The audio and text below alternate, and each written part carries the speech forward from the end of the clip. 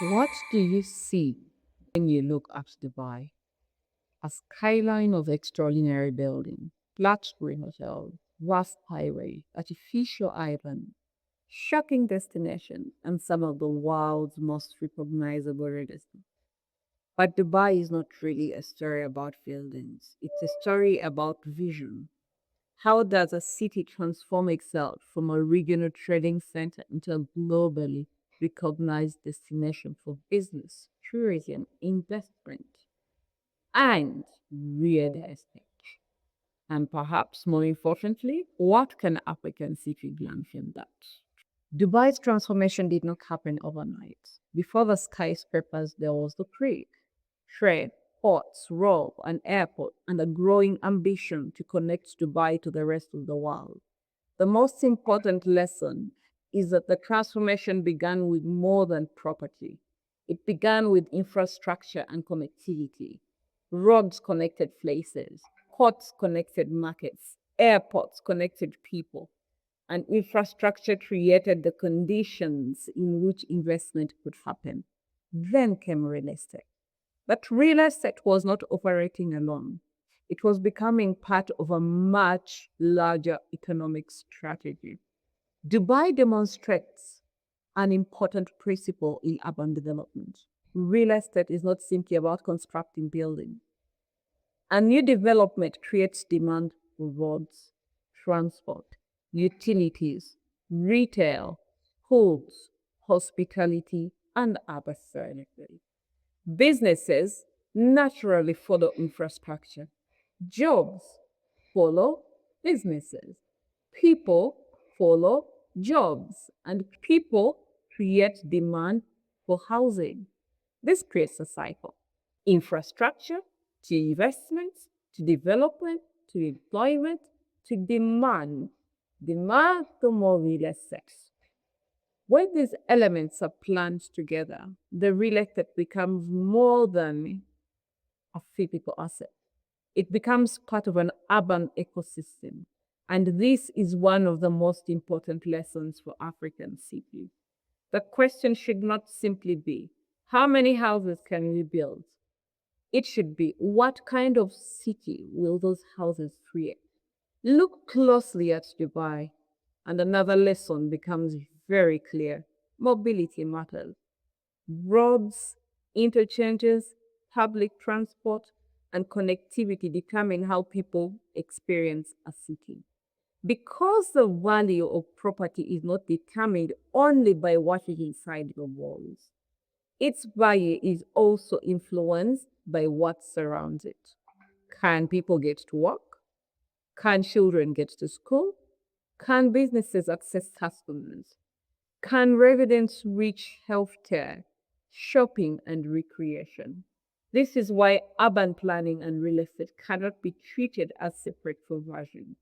A building may be privately owned, but the city around it is a shared system. Dubai also understood the power of placemaking.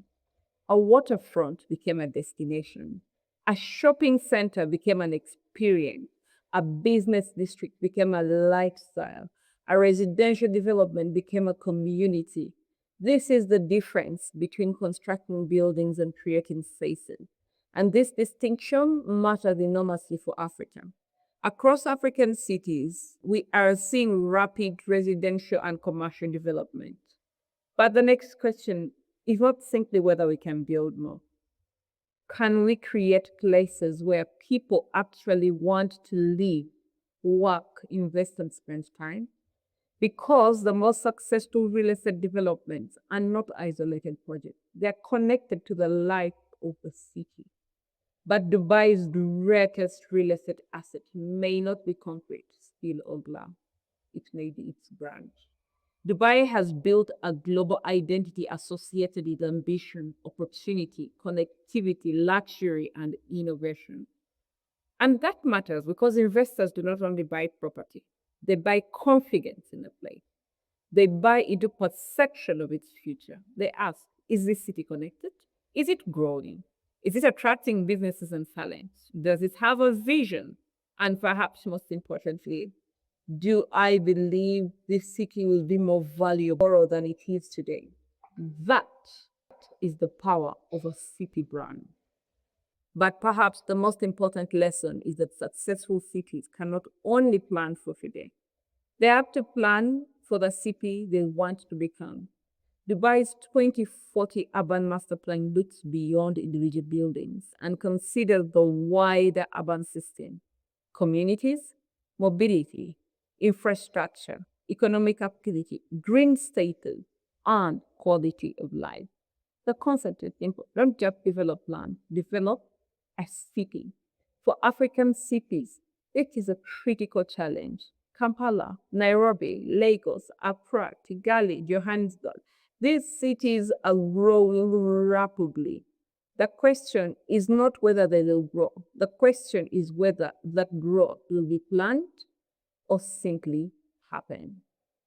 Africa does not need to copy Dubai. Our cities have different history, economies, cultures, and challenges. But what we can learn are the principles behind its transformation.